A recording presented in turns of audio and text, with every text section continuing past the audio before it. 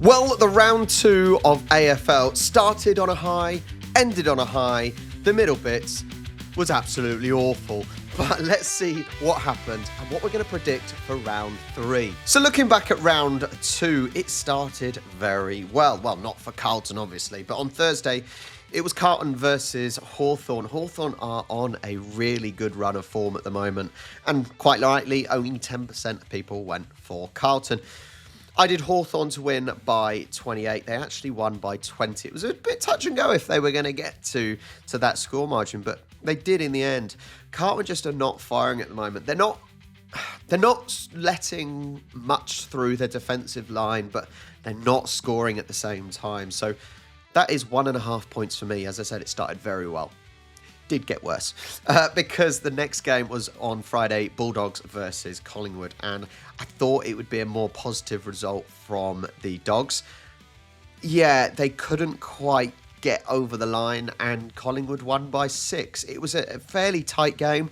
It could have gone either way, but Collingwood do come out winners, and fairly close predictions with all of you guys. So just on predictions, it could have gone either way. No points for me there. Essendon versus Crows. What a huge scoreline this was.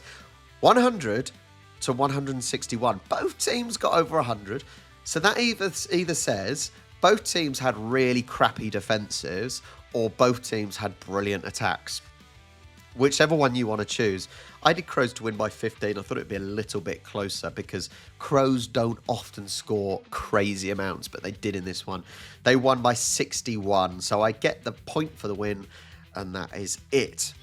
Port versus Richmond, another Adelaide team that scored a lot of goals.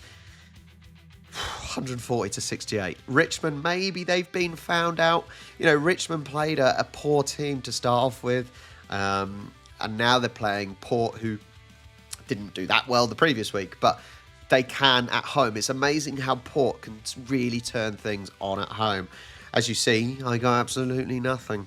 So depressing because it did continue as well, because Saints versus Geelong, I don't know where this came from. A decent high-scoring game here. 98 to 91. I did Cats to win by 35. I thought they would get a really decent, comfortable win, even though it was away from home. It wasn't at the litter tray. Well done to all I got to say is well done for Saints, because only 9% of people went for them. I think both teams could have won this again. I think defensively, Cats just didn't do well enough. They didn't do well enough, and maybe Saints shone brighter than they normally do. Nothing for me. Then at the Gabba on Sunday, it was Lions versus West Coast. Now, obviously, get the point for Lions winning. This was the one I thought, actually, it might be a really, really big win. However, it was not, because Brisbane ended up winning by 19, a lot closer. West Coast managed to hold on. They weren't going to win it. I'm sorry, they were not going to win it, but they kept it fairly tight. That's all I've got from them. They kept it fairly tight. I think Brisbane potentially should have done better. They shouldn't have let West Coast be able to break down the attack as much as the defence as much as they did. But as predicted, it was still a win for the Lions. So 1 point for the win. Now, this is the story. This, in my opinion, is the story of the week. Melbourne are struggling. The D's are not performing as well as they should, whether it's players out or players just not playing to what they can do, what their usual standard should be. But fantastic for North. Once again, I have these thoughts. Maybe I should pick North. I don't, and then they win. But then if I did pick them, they probably wouldn't have won. But really, really well done. A fantastic win for North. That puts them already in 8th place. That is higher than they've been in the last however many seasons. So well done to them with one win. I did Melbourne by 20. They lost by 59. So I get nothing. And then the last game was Freo versus my Swans. And we were down. We were down right until the end. And boom. Yes, we took the lead right at the death. A win for Sydney. We won by 3. And I predicted us to win by 12. So I'm happy with that. It was a fairly even prediction from everyone. Slightly for Freo, but I just don't really have any confidence in Freo at the moment. So, yeah, get in their Swans. I have a bad feeling about the league table because I think I may have plummeted. I think others would have done better than me. Straight away, up 24 places, Giants 4. With the golden hat this week, we have obviously a new top dog. Let's look at some movers. Warwick of Norwich in second, DJD in third. Up 10 is Navy Gravy. I like that name. Up 25 is Smiley. Well done. Let's check out some big movers. Yin from Adelaide up 14. Aussie Dylan down 7. 27 up is Hazard 17.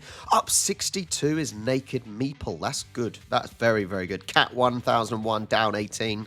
Up 39, Magpie Steve. Up 45, Pat Logic. Up 57 is Kev. Up 65 is Leonidas. Well done. Up 35, Sans Pants. Where am I? Oh, God. Anti-Vax Hero down 31. Up 35, E-Bag. Down 40, Crisis. Up 36 and 37 is New Elijah and Rach. Where am I? Oh, there I am. Hang on. Up 54 is Emors. There I am. Oh, I'm down bloody 36. Oh, I was literally 27th. Now 36. 63rd. That sucks. That really sucks. That was a crap week that others did well. There's still a lot of movement going on. It's crazy. So we've got to hope for a good week. Let's see who got the wooden spoon. There's lots of movement just for everyone to see. Wooden spoon. Who gets it this week? Kate. Only down 10 places, but you get the wooden spoon. Let's see. 146 in the group. There you go. Just a note for previous weeks, my research, I've been doing lots of it, but some of it has been, let's just say, slightly off. So hopefully I've figured it out and I found better resources. It's difficult because I'm not in the environment. I watch as much as I can. I keep track of it all. But because I'm not in the environment, it is difficult. This is for fun, obviously. So bear with me. But I think I may have it figured out a little bit more. Okay, so let's start. Thursday, the 27th at Marvel Stadium. Essendon versus Port. 2 losses, 1 loss and a win. So looking at this, Essendon are really, really struggling. Let's look at some injuries. We've got this now. This is right. We've got players like Carl Langford. That's a big loss. I think he's out for about 4 weeks. Guelphy out for 6 to 7. Peter Wright out for 3. Perkins, that's a big loss as well, in my opinion. So Essendon are struggling now with injuries, whereas they've got Jordan Ridley back, Darcy Parish returning through the VFL, so whether or not he'll play. I just think they've struggled in the early rounds and they haven't really... I think they've got midfield competitiveness, but because of injuries, they are struggling with the depth there in the midfield. So I think that's going to be a massive challenge, and the midfield is so important to dominate games. They are playing at Marvel, which you could see as a home advantage. But maybe with injuries, it's a bit of a diminishing benefit. When you've got Port coming off a really, really decent win, they do have Zach Butters out. He's out for about 2 to 4 weeks. Lukosius, he's out with his knee, and Todd Marshall state is a little bit uncertain there. So injuries certainly less so. Butters out is a big loss. I think that Richmond win was definitely good for confidence. After their first loss, Port, that was a big loss, and then they go for a big win. Hopefully that's just improved motivation and given that positivity to the team that they can do it. I think possibly Port have a better defensive solidarity, and midfield may be stronger here. And I don't know. It's tough because being away from home, but I think I've got to go with Port. I just don't see it from Essendon. I really don't see it with Essendon at the moment. So I'm going to go with a Port win. Let's do it by 25. I think the main question here is can Port perform away from home? We know they can do it at home, but can they perform away from home? We'll see. Okay, so next Friday 28th at Marvel again, it is Carlton versus the Dogs. Now, Carlton have been shocking. I'm sorry, they have been shocking. Bulldogs, they started off really well, not the greatest result. In a fairly close game last week. Looking at it, I think potentially Carlton do have players coming back potentially. It's all touch and go at the moment with O'Keefe, McKay, Durden and Carroll. They may come back. There's a bit of a test that is needed for them. So if they come back, they could perform. That's the real different thing, and that's what it's potentially relying on. I know Carlton have lost, but they have shown some resilience. They have shown some resilience in defeat with some fairly competitive performances. They've not necessarily been hugely blown away. They obviously have a stable midfield, which is pretty useful, and their defensive strategies pretty much work well. They just haven't scored enough. They've obviously familiar with Marvel, but maybe so are Bulldogs, so I don't think that's much of a difference. If you look at Dogs though, Bontempelli out. That's painful. He's out for about 3 to 5 weeks. Treloar, he's out indefinitely. It's looking a little bit painful. Liam Jones may come back, and James O'Donnell may come back once again. They're expected to return. It's whether or not it's this week or next. I think injuries here is really going to hurt Dogs. I know they held on pretty well last week and still could have won. This is a difficult one. Do you know what? I know people say I don't like Carlton, and I don't really like Carlton. They're a boring team. But I think I'm going to go with Carlton here. I think those are painful injuries that Dogs have. And if Carlton get those players back, that could make a huge difference. So let's go Carlton. Let's do them by 15. Let's try that. Next up, MCG, Saturday 29th. Melbourne versus Gold Coast Suns. What is happening with D's? D's, I tell you what though, it's frustrating because obviously, yeah, it's not great. Pickett suspended, May out, maybe a test for round 3, as well as Jake Melksham. Max Gawn, he's got a larynx problem, okay, and out for 2 weeks. Jake Lever, he's a test. So once again, there's players that may be coming back here, which may make a difference. So it's difficult to call, isn't it? It's really difficult to call. It's so difficult because you don't know who's coming back. So let's have a look at this. I would still like to think D's will bounce back. I've still got some faith in D's. I think I've just this memory of them in 21 and 22 of how well they did.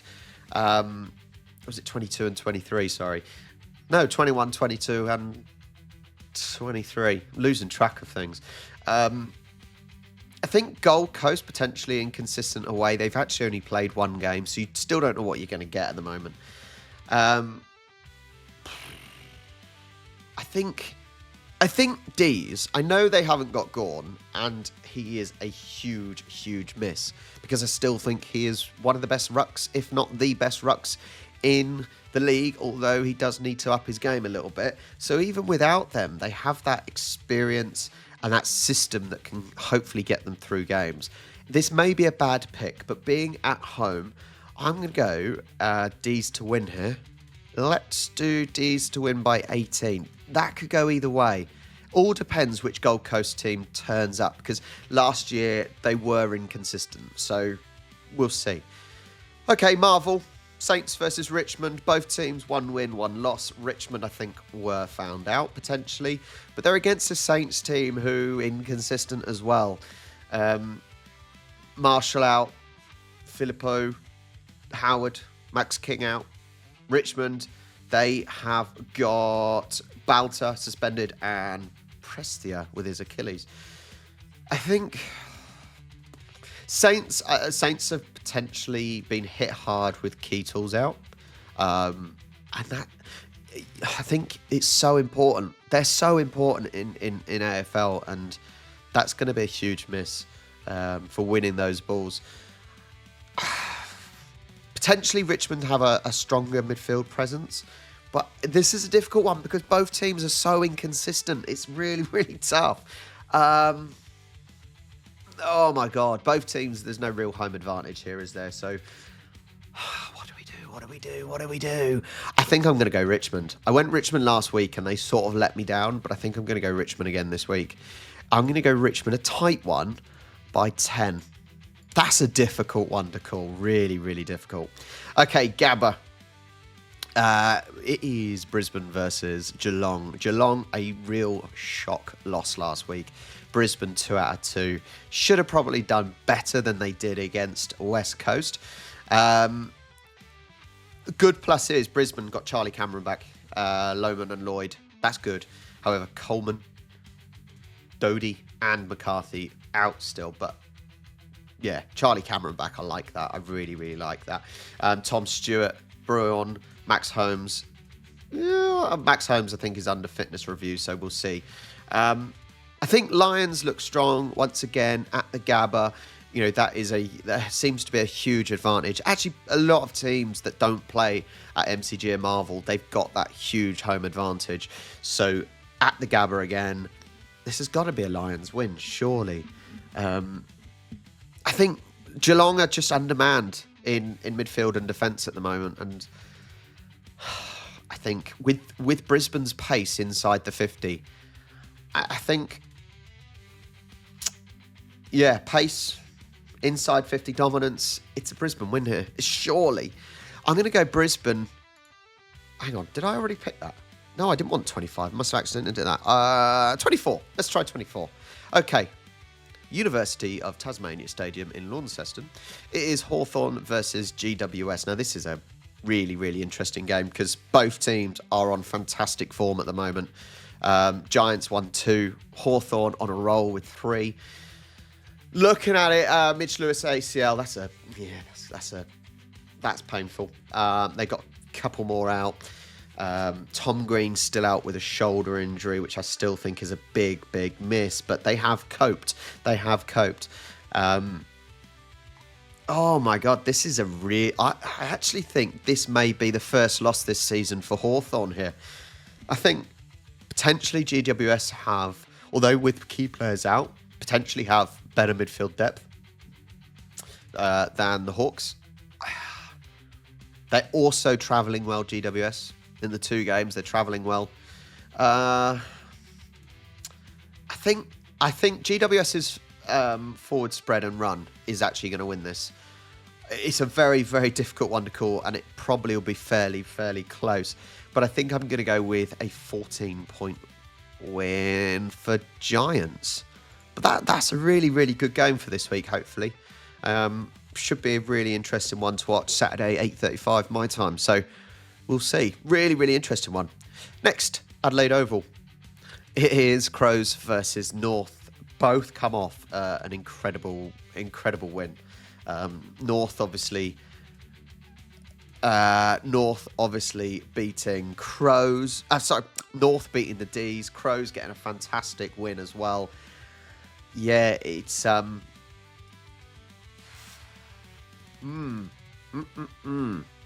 It's an interesting one. I think Crows will win. I think North winning was more the fact that the D's were poor, and Crows at home as well. They are absolutely storming it at the moment, aren't they? They're doing really, really well. A massive boost compared to last season for sure. Whether Luke Parker's out, Aaron Golden will be tested, Callum Mills, so they potentially. No, ignore me. What am I talking about? Completely ignore that. Right, let's just look at it. Crows firing. North potentially firing, but against a much stronger team, and I do not think they will compete. They will not compete. So what I'm going to do is a Crows win. The Kangaroos have a way of scoring goals, though, don't they? I say this each week. They have a way of scoring goals. And it's like, how do they do it? How do they do it all the time? let's go Crows by 30. Weirdly, it's a difficult one to call. Weirdly, it is a difficult one to call. Okay, last game. Both teams, Optus Stadium, both teams looking for their first win. Both teams are at home, so there's no advantage there, is there? There is no advantage there. West Coast, Freo. Freo could have won last week against Swans. They could have, and they did not. They did not get over the line. But West Coast scored a lot. I'm actually going to go with the West Coast win. I can't even go on what's happening. I'm literally going on feeling. Sometimes you've got to just go with feeling. You do. Once again, it's not an easy one to call, though, is it? It is not an easy one to call. Feeling tells me West Coast are going to win this. So let's go West Coast by 8. By 8. Simply what it was last week, I was still pretty impressed. Against a strong Brisbane team, the ability to score goals from West Coast was fantastic. They just obviously defensively weren't great. Whereas Freo, they're not scoring ridiculous amounts.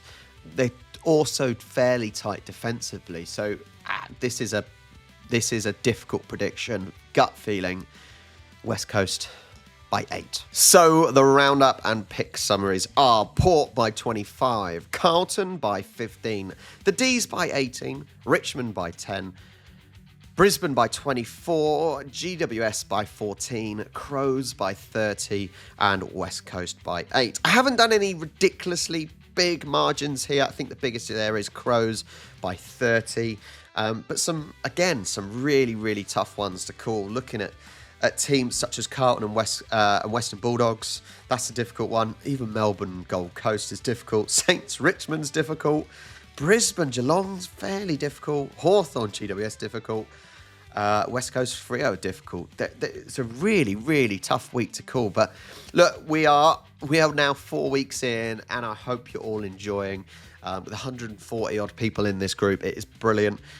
I need to go up again. I need to just get a good run of form, just cement my place. But thank you so much for watching. If you haven't already, like, subscribe, Discord link down below, and you can join this league if you want. It's not too late. Thank you so much. I'll catch you next time.